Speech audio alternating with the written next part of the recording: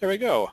I want to welcome everybody to the How to Make Money Trading Stocks Market Stock Talk Show. I'm Dennis Wilburn with the Active Trend Traders, and we have David Grandy and Harlan Payan from All About Trends. Good morning, gentlemen. Good morning, Dennis. Good morning. So, hey, we all are just so thankful that Japan stepped in and took the place of the Fed. Right? Exactly. Well, I mean, that's what friends are for. That's right, and we're not going to argue with the market because in this market has been really a challenge because of these ups and down gaps and all that kind of stuff. But we'll be taking a look and writing about this weekend, talking about it at the Bay Area Moneymakers meeting on Saturday. If you're around and can come to that, that would be awesome. But let's see what the market is telling us for this weekend. I want to remind everybody that all the materials we present are for training purposes only, and traders should do paper trades, any new method that they're learning. So, Harlan, how long have you been in the market? I mean, experiencing with the market. Well, you've been doing it long enough when you can't remember when you started. Okay, so which I think, believe it or not, is 1988. Okay, and David, how about you? Yeah, at least 20 years or so. Yeah, and me too. And does today's action remind you guys of anything? Oh yeah, very much. As we get into the market review, we'll touch on base on that just a little bit. Yeah, but it's very reminder. But the thing about it is smart traders don't argue with what the price action's doing. Price is always king. But I want to remind everybody that Dave and I love to talk about stocks, and we will tap into your meetings via webinar if you would like us to. If you have a trading group in your locale, we'll be glad to do that. I know I'm doing a presentation on the 17th of November for the Delaware IBD meetup group. I'm looking forward to that. And then David and I have an appointment February 5th through the 7th. We don't know when we're going to be presenting though yet, do we, Dave? No, we haven't got the time and date yet, but some point during that money show we will be. Sometime, yeah, we will be presenting the art of trend trading. So I'm really excited, and I want to thank David for arranging and making those connections with the money show. And this was the International Money Show in Orlando. Looks like a nice place. I don't think I'll be staying there. I'll probably look for my Hilton or my Marriott because I have lots of points with them. So once we find out the specific time, we'll let you guys know. And if you know anybody in the Orlando area, please send them down just so we can say hi to them. So let's get on with the market update for Halloween. It's Halloween day, and today's price action was a little bit spooky. We had a breakout, but the question I came away with after looking at what's going on in the market is this a continuation gap, or does it more have the flavor of an exhaustion gap? The S&P is at resistance. NASDAQ actually broke to a new yearly high, and every time it breaks to a new high, it puts it up closer to the tops that we experienced back in the year 2000. So we have not seen these particular highs since 1999 and 2000 in the NASDAQ. The Russell is at a resistance zone, but it has been really moving hard and heavy. And so the question I come away with for this weekend is just what are some of the outside influences. QE in the United States is gone now, and wasn't it very convenient how our friends the Japanese stepped in and started their own stimulus? A total surprise. Was there some talking between governments regarding that? I don't know, but I find it very interesting, the timing of the Japanese stimulus package. one of the things that I've been watching, I've seen a lot of reports. We're getting some mediocre reports on the economy, some good, some bad, but overall you would have to consider them mediocre. And I saw one headline that says, investors and traders ignore mediocre reports. And when that starts making the print news, I kind of go, I'm not saying we're trying to pick a market top or anything. U.S. has elections coming up next week. That should be interesting. And then also earnings is in full swing, and we've seen that either the market has either punished the stocks that didn't perform well or didn't meet expectations, or they hugely rewarded those that did. But it's been almost impossible to say, yeah, I think this stock is going to do well. I know you guys have an earnings subscription thing, David. Have you guys been having a challenge finding good stocks to be able to do your earning reports on? Well, we're pretty selective with it, and we're not just going to do something because it's reporting earnings and we think it might go up or it might go down. We're just looking for leading stocks that have formed the signature patterns that we look for, that we talk about every week here: pull back off lows on the short side, pull back off highs on the long side. And if we see them, we do the trades. If we don't do the trades. So we're very selective, and because of that, most of our earnings call trades tend to work out nicely. Okay, cool. And so last week, we just do a little quick update on what we were thinking last week. Is basically we came straight up off the bottom. That is not normally a V-shaped bottom. Is not typically a healthy pattern. S&P was at resistance. It is still pushing up towards that resistance. NASDAQ was the power player last week. Again, the power player this week. Russell appeared to be slowing last week, but now it kind of has kicked into gear. And like I said, we are not going to argue with the price action, but we will hang on and wait.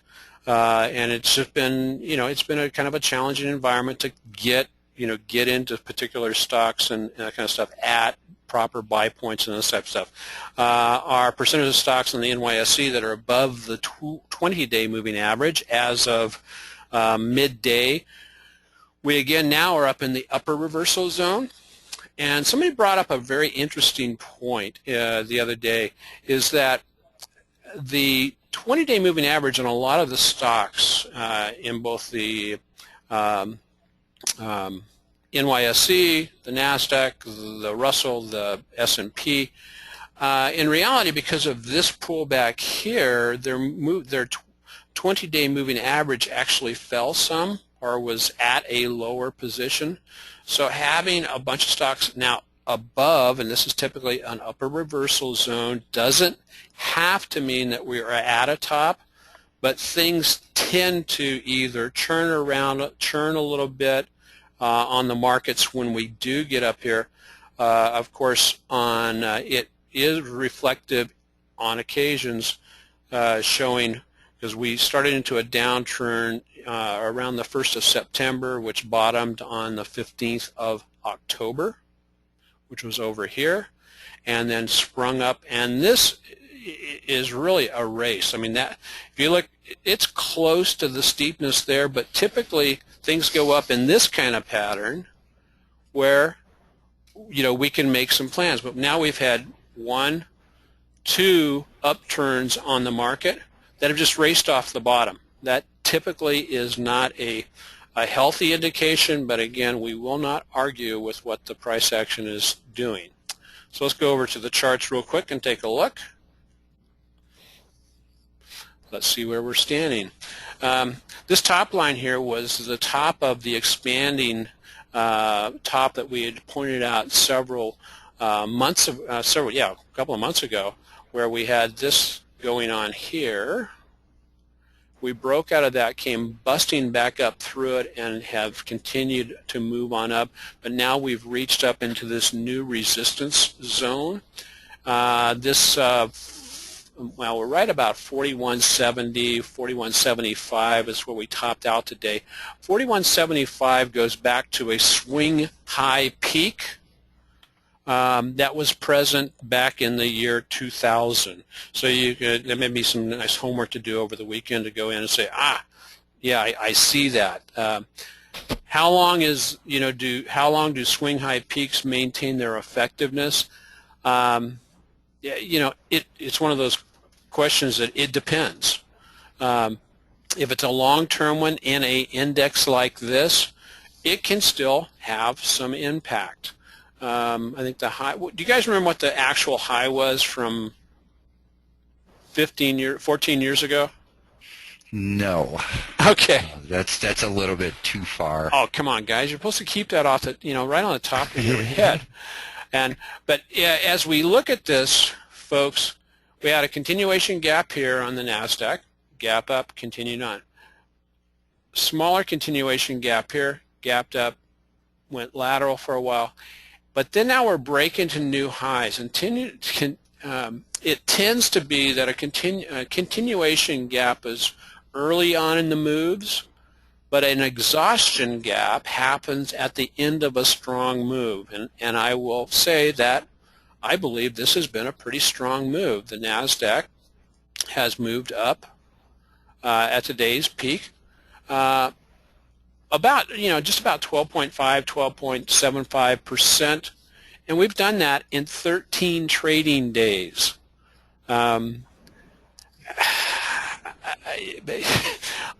I almost come away, I marvel at the price action, but at the same time I come away almost speechless on with that kind of a big move. If today's candlestick and price action close in the lower half of today's, towards the lower end of today's range, then this would be considered basically not a distribution day, but potentially a bearish reversal type signal, where we ran up to a high and fell. If we break today's low and continue to kind of fill this gap, I would look at today's signal, today's candle being a sign that we could have some further reversal. Guys, remind me, did I do the SPX already? I don't think so. I don't think so either. Sorry about that. Again, daily on the left, weekly on the right. We've seen a nice bust out of the top, but again, same type of action. The S&P is up in 13 trading days, is up 10%. We are back into strong resistance at the 2020 level. And again, it appears as if sellers have started to come in based on the wick on this candle, and depending on where it finishes the day will give us an indication of what we may face going forward. But the 2020 level is a strong level of support, and also the previous high for the year. The Russell,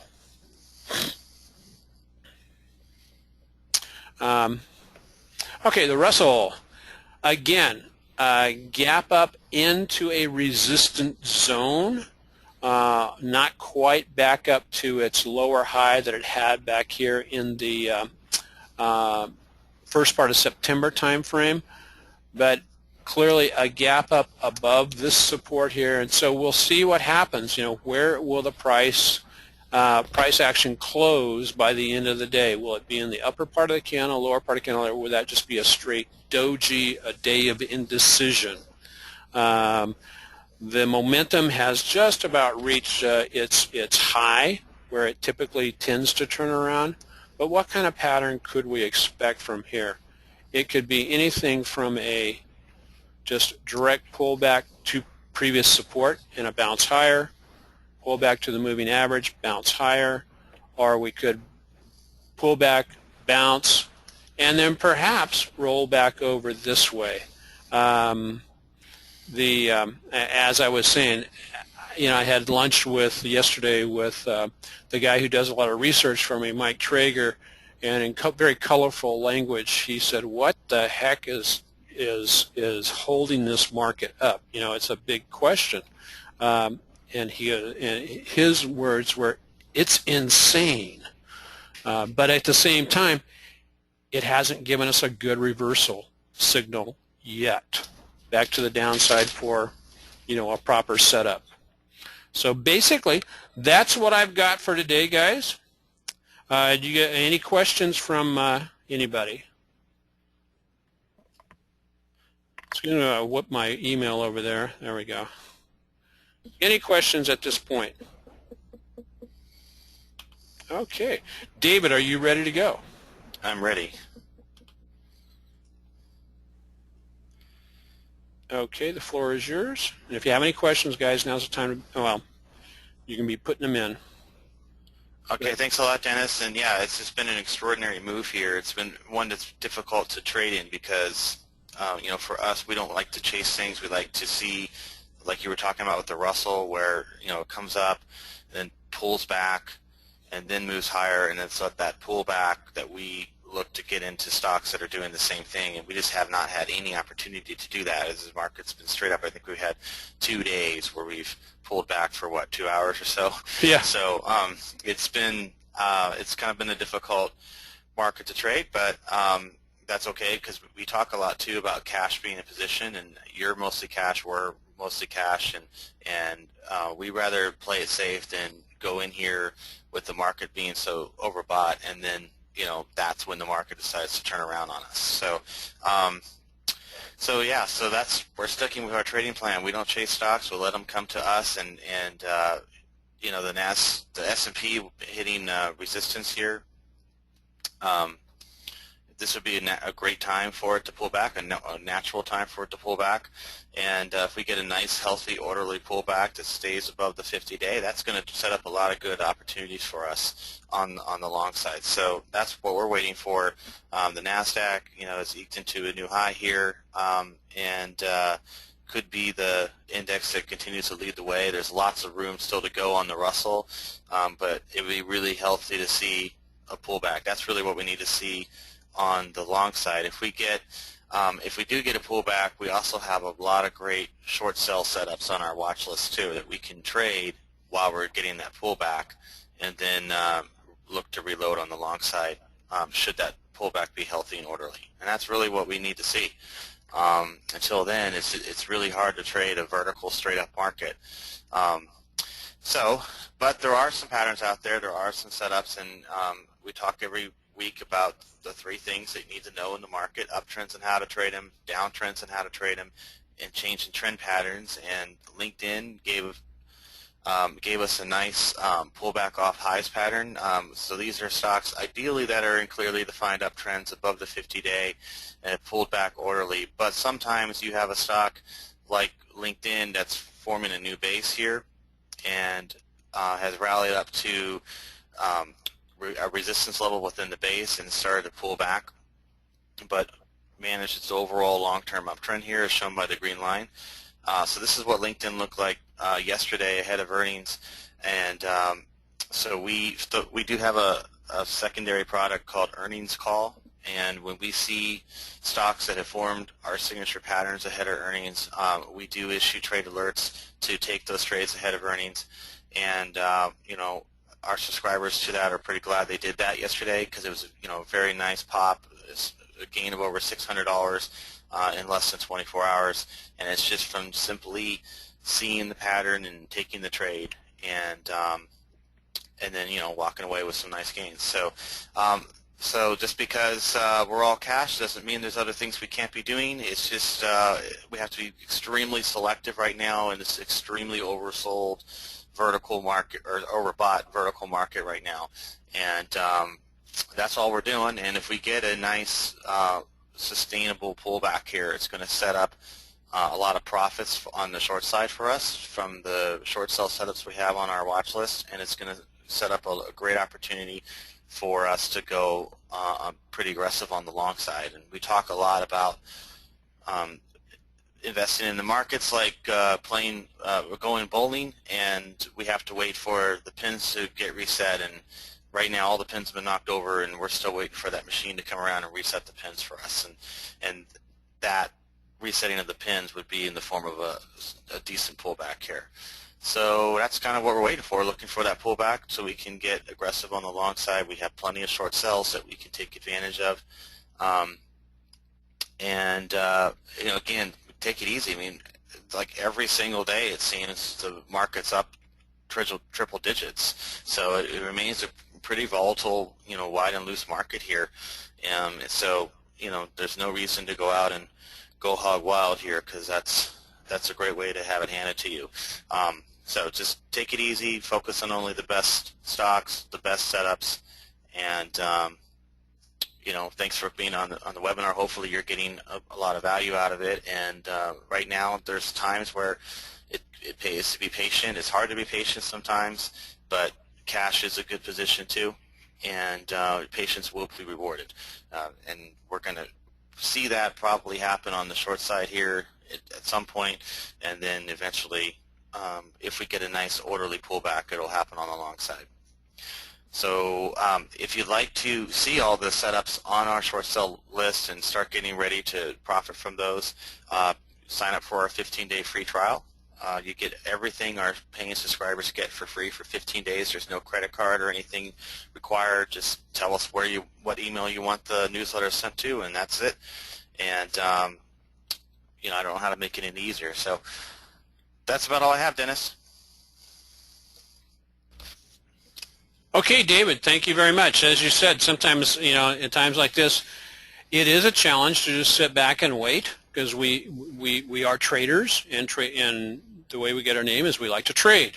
And so as you are, and I don't think there's anything wrong with nibbling around the edges, but keep your positions really small until, like as you said, until we get a pullback. And I have a question for you guys. You said you're looking for a consistent pullback. What is your definition of a consistent pullback? Does it have to be a certain number of days? What specifically are you looking for with regarding a pullback? Well, we like to see moving averages get tagged. That helps. To be able to look where when you do finally pull back. I mean, if you were to look at the NASDAQ, or let's just take the S&P 500, the 50-day moving average is at like 1970-ish. Okay, we can, now that we're above the 50-day, we could pull back to the 50-day. But it's mostly the pattern makeup. There's no hard and fast rule as to how long a pattern builds out. Of course, just like, basing structures, the bigger the base, the bigger the break, same thing applies. Bigger the pattern, bigger the move, or at least some staying power.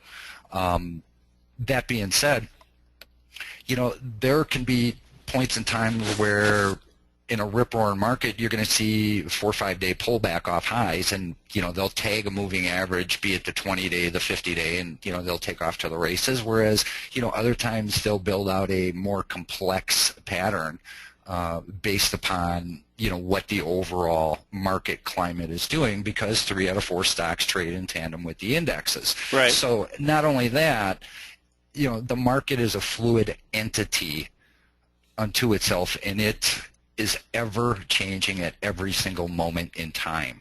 So you have to take that with a grain of salt too.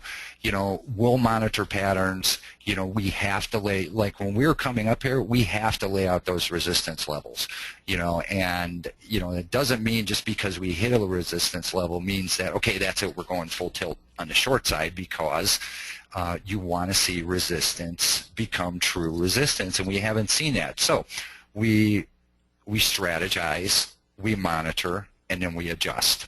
Yeah, exactly. According to market conditions. Exactly. So. And that's how we've stayed out of the short side for the most part here all the way up. We've taken numerous Fibonacci retracement levels where action could take place and resistance lines, but yet, just because we were there didn't mean we stepped in and started taking trades. So, and that's also the definition of patience. I think it was, I'll add to your patience quotes, guys. I think it was Da Vinci who said it best. Patience is having patience when you're no longer patient to have patience. So if you really think about it, that's the gist of the whole thing. You know, only the best, forget the rest. And if, you know, you see them, we'll look at them. But, you know, until we see a pattern, we're just disciplined enough that we're not going to take it. Okay. That's a form of risk management in itself, too. Okay. And so now that I like that because, you know, and oftentimes you're not going to know, you know, when you're getting that sustained pullback and all that kind of stuff. But I like what it reminds me of, and what I like to coach on is basically the same type of thing. That's why I don't like to fade a position. Fading a position is basically if I was saying, okay, I think there's going to be a pullback down here to the 50. Fading position would just be put an order down here with a limit at approximately the 50. But what I like to do is see, hey, I want to see the bounce up from, so I'm not trading the fade into it, because sometimes fades can accelerate into bigger downside, more to the downside. And the same thing fading, like as an example, if someone would have faded the 8-day moving average here and taken an order here, it would have been okay for 1 day, but immediately it gets hit. And or a fade here, if you would have put an order in to get short on the S&P or the spiders, if you will, on price action reaching the 20-day moving average, you would have been really disappointed because it didn't bounce back down from it. And so what I like to see is hit the resistance or support area and then bounce, and that's the way the orders are designed. So let's get back to go to the charts. So as with you guys, David, the month of October, right now we're looking at that potentially being one of our lowest months out since we started the timing service back in June, and that's okay because the majority of the month we were going down for the first half and up for the second half, and there hasn't been a lot of opportunities to jump in. So what we've been doing is basically just doing some covered call type with Tesla and this type, that type of trades. There's been a lot of whipsaw in the market with getting whipped out of some trades. But I appreciate the comments that keep coming in from the folks about the active trend trading system. The latest one here is from our friend down in Austin, Texas, Andy. I love to teach, and so that's why we do have the teaching webinar on Wednesday nights with active trend trading. Active trend trading was designed basically to provide a clear and simple trading system for busy people. As David talks about, they focus on how to trade to the upside, downside, and laterally, and we do something similar. We use different triggers for our trades, though. And then also we throw in some options, some index ETFs and that type of things into the mix. Had one, and I really like. I got a couple of emails this past week from people who had been trading TNA or TQQQ, who had jumped in on a break of the 8-day moving average, and they were very satisfied with the results of those trades. And so that's all we've got for today, guys. Like you said, we're waiting. We're being patient. What was that quote, Harlan? Be patient when your patience is no longer patient? Patience is being patient when you no longer have the patience to be patient. Okay, got it. I can relate with that comment. And so, David, that basically, like I said, that covers us up for this portion. We can get into looking at some stocks and answering other questions if that's okay with you. I want to remind everybody, one, have a great weekend. This is Halloween. Be safe if you're going to be out there amongst the ghosts and goblins. Keep growing the egg and trade wisely, trade profitably. And for myself, David and Harlan, thanks for joining us today.